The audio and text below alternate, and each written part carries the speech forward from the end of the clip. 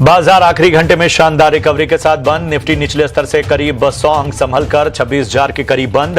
वहीं bank Nifty निचले स्तर से करीब 450 अंक चढ़कर 59,350 के पास बंद। रुपए में लगातार रिकॉर्ड कमजोरी जारी। $1 का भाव 90 रुपए 29 पैसे तक फिसला।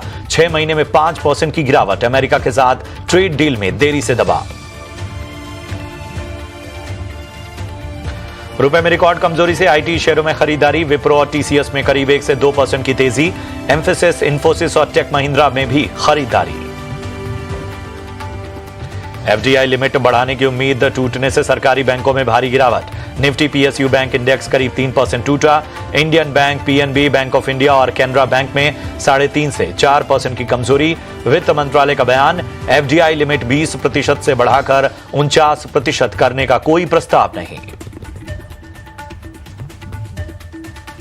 ऑटो और ऑटो एंसिलरी शेयरों में लगातार दूसरे दिन कमजोरी। मारुति, एमएनएम और बजाज ऑटो में 1 से 2% की गिरावट। सोना, बीएलडब्ल्यू, मदरसन और यूनो मिंडा 2 से 3% फिसले। अगले कुछ हफ्तों में राहत पैकेज के ऐलान की उम्मीद से वोडाफोन आइडिया में तेजी बरकरार। शेयर करीब 4.5% दौड़ा। वहीं सिटी की ब्रोकरेज रिपोर्ट से इंडस्टार्स में भी करीब 1.5% की तेजी। खरीदारी की राय के साथ 500 रुपए का दिया लक्ष्य। आज से आरबीआई एमपीसी की 3 दिनों की बैठक। 5 दिसंबर को ब्याज दरों पर आएगा फैसला। ब्याज दरों में 0.25% कटौती का अनुमान। आरबीआई गवर्नर ने भी दिए थे संकेत। और तीनों आईपीओस को निवेशकों का शानदार रिस्पांस। मीशो आईपीओ का रिटेल हिस्सा 3 गुना से ज्यादा भरा। एक्विस और विद्या वायर्स का इशू भी करीब 2.5 गुना सब्सक्राइब।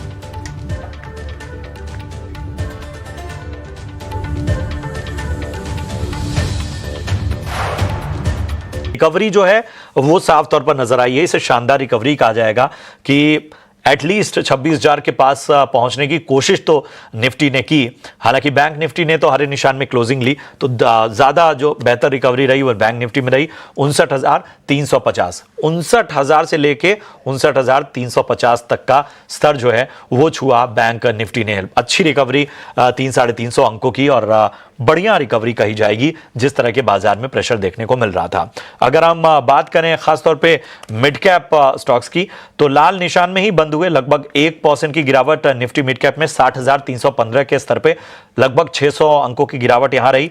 स्मॉल कैप की बात करें तो यहां पर भी लाल निशान में ही कारोबार हुआ। लगभग आधे % से ज्यादा की गिरावट 17,650 के पास बंद हुआ। 127 अंकों की गिरावट यहां पर हमें देखने को मिली। विप्रो निफ्टी का टॉप गेनर बना और लगभग 2% चढ़कर बंद हुआ विप्रो। इसके अलावा टीसीएस की बात करें तो यहां भी 1.5% की तेजी रही।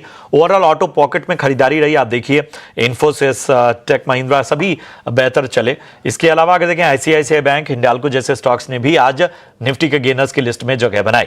दबाव कहां रहा, निफ्टी के टॉप लूजर की लिस्ट आपके सामने लाते हैं। मैक्स हेल्थ केयर आज लगभग 3% टूटकर निफ्टी का टॉप लूजर बना। अडानी एंटरप्राइजेज में 2.25% की गिरावट रही।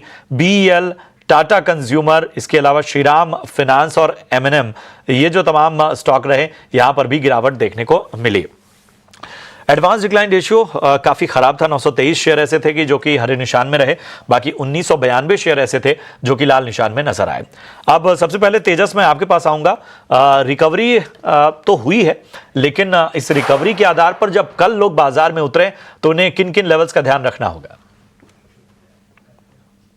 गुड आफ्टरनून प्रशांत जी और सभी दर्शकों और पैनलिस्ट को मेरा नमस्कार। निफ्टी की हम बात करें तो निफ्टी ने एक नया ऑल टाइम हाई का स्तर छुआ था रिसेंटली, और उसके वजह से ऊपरी स्तरों से हमने हल्की सी मुनाफा वसूली देखी। वो तो लाजमी था कि ऑल टाइम हाई के लेवल पे थोड़ी सी प्रॉफिट बुकिंग आ सकती है।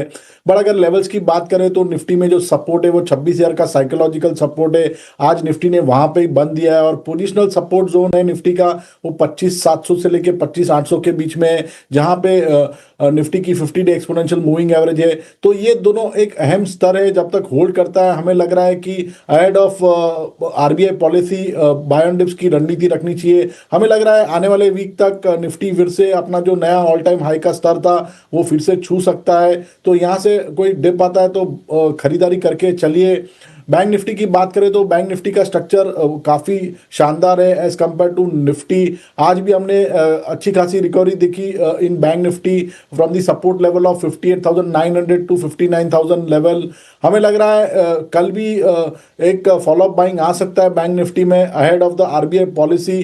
तो ऊपर में हमें लग रहा है कि बैंक निफ्टी फिर से जो इसका 60,000 और 60,100 का भी जो रीसेंट स्विंग हाई है वो आने वाले दिनों में छू सकता है। तो निफ्टी और बैंक निफ्टी पर यह रणनीति आपको मिलती हुई। स्नेहा जी, मैं आपके पास आना चाहूंगा। जो बैंकिंग और फाइनेंशियल स्पेस काफ़ी बेहतर नज़र आ रहा था और लगातार आप सभी इस पर बुलिश थे, उसमें आज पीएसयू खेमे में थोड़ी सी निराशा ज़रूर नज़र आई, लेकिन उसके बावजूद एक तरह का जो पोटेंशियल था और तमाम मोर्चों पर जिस तरह से आप सभी का एक लॉन्ग टर्म व्यू बहुत ही बुलिश था, उसमें देखा हमने कि कितनी शानदार रिकवरी बैंक निफ्टी में नज़र आई और कहीं ना कहीं उसमें बेनिफिशियरी दिग्गज भी रहे। तो अब यहाँ से लोगों को यही लग रहा होगा कि जो आज का करेक्शन था ये केवल रिकॉर्ड हाई से नीचे आने वाला करेक्शन था या थोड़ा सा कंसर्न अब बन रहा है। आप बताइए, NBFCs, banking, financial, BFSI segment को कैसे देख रहे हैं आप? Good afternoon Prashant ji. सो बीएफएसआई स्पेस पे अभी भी हमारी व्यू पॉजिटिव ही है एंड ये जो एक हमने स्ट्रॉन्ग रैली देखी थी इस ओवरऑल स्पेस में, तो उसके बाद ये एक प्रॉफिट बुकिंग जाहिर था कि इसमें विटनेस होना ही था।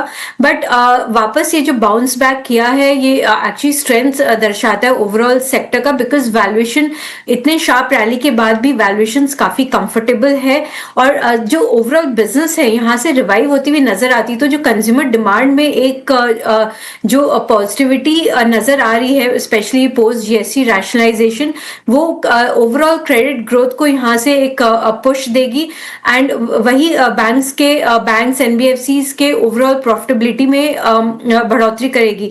डेफिनेटली अगर आरबीआई रेट कट करती है फ्राइडे को तो उसका एक थोड़ा सा निम पे प्रेशर पड़ेगा बैंक्स के लिए, बट एनबीएफसीज के लिए at the same time credit cost further lower होगी।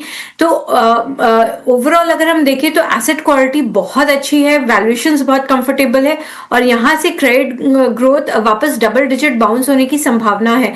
सो ये अगर बीच बीच में प्रॉफिट बुकिंग इस सेक्टर में देखने को मिलता है तो वो एज अ अपॉर्चुनिटी यूज करना चाहिए इस सेक्टर में लॉन्ग टर्म पर्सपेक्टिव से अक्यूमुलेट करने के लिए। चलिए, तो ये है राय आपको मिलती हुई बीएफएसआई सेगमेंट पे। अब आपके सवालों को शामिल करते हैं। अशोक कुमार जी का सवाल यूट्यूब पर आया है और इनका सवाल टाटा स्टील पे है। टाटा स्टील इन्होंने 35 शेयर लिए हुए हैं और इनकी बाइंग प्राइस जो है टाटा स्टील में वो है 167 की। तो टाटा स्टील को अगर हम फिलहाल देखें तो इनके भाव, मतलब ये हाल फिलहाल की इनकी खरीदारी है 167 के लेवल पे ही है। अगर हम पिछले लगातार कुछ वक्त से देखें तो थोड़ा सा एक तरह से वॉलेटाइल ही रहा है टाटा स्टील में, लेकिन हालांकि ओवरऑल जिस तरह से ग्लोबल सेंटिमेंट सुधर रहे हैं, बाकी चीज़ें हैं, उसमें मेटल और स्टील जो सेगमेंट है वो बहुत ही ध्यान रखना होता है इसमें। बताएं तेजस, टाटा स्टील पर क्या राय बन रही है? 167 की बाइंग है। देखिए प्रशांत जी, टाटा स्टील की बात करें तो इसका जो शॉर्ट टर्म स्ट्रक्चर है हल्का सा वीक है, बट लॉन्ग टर्म अगर पिक्चर देखेंगे तो अभी भी स्टॉक काफ़ी ओवरऑल जो स्ट्रक्चर है काफ़ी स्ट्रांग है। 158 160 एक अहम सपोर्ट जोन है जो इसकी 200 दिन की मूविंग एवरेज का सपोर्ट है। तो मुझे लग रहा है कि ये स्टॉक में बने रह सकते हैं with a positional stop loss below 158। इसका इमीडिएट बेसिस पे लक्ष्य मुझे लग रहा है 175 का है और वो सरपास हुआ तो स्टॉक 184 तक भी जा सकता है। तो होल्ड करने की सलाह है with stop loss below 158। Hold करने की सलाह आपको 158 158 रुपए के स्टॉप लॉस के साथ। चंदन कुमार जी का सवाल लेते हैं पटना से। इनके पास 464 शेयर हैं डीसीएक्स के और इनकी प्राइस है 270 रुपए। इनके भाव से नीचे है स्टॉक और यहां पर 1 साल का नजरिया लेकर चल रहे हैं डीसीएक्स सिस्टम्स। स्नेहा जी, अगर बताइए आपके कवरेज में है क्या डीसीएक्स सिस्टम?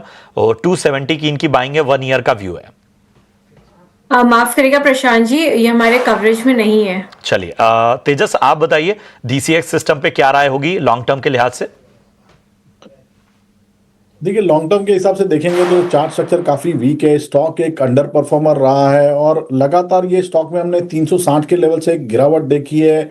स्टॉक काफी ओवरसोल्ड है on a daily on weekly chart, so एक पुल बैक रैली आ सकती है मेरे हिसाब से। अगर ये स्टॉक में अगर कोई पुल बैक रैली आती है और स्टॉक 205 से लेके 210 तक जाता है तो वहां पे एग्जिट करना चाहिए। ठीक है, तो यहां पर जो है वो आपको विशेष रणनीति तेजस ने सुझाई। शरद कश्यप का सवाल लेते हैं, मुंबई से इन्होंने सवाल पूछा है। अशोक लेलैंड है, इनके पास 150 शेयर हैं, 143 के भाव 143 के भाव पे इन्होंने लिया है और यहां पर जो है मुनाफे पे हैं। तो बताएं स्नेहा जी, अशोक लेलैंड 143 अच्छी लेवल पे बाइंग की है इन्होंने, कितना समय और देना चाहिए?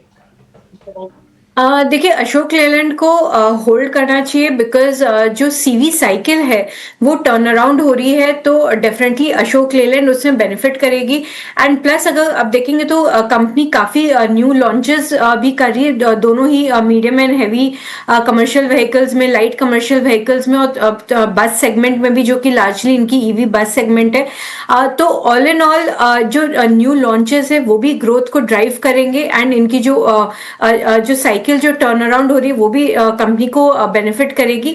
Plus at the same time company ने अपने बिजनेस मॉडल को थोड़ा डाइवर्सिफाई किया था away from the auto segment and वो डिफेंस में भी उन्होंने एंट्री ली थी, जो कि एक अच्छा डिफेंस सेगमेंट इनकी काफी अच्छी परफॉर्म कर रही है।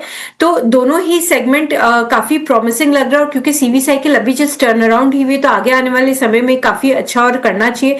तो मेरी सलाह रहेगी कि आप पार्शियल प्रॉफिट बुकिंग कर ले या जस्ट प्रॉफिट इसमें से निकाल ले और बाकी इसे होल्ड करके रखिए।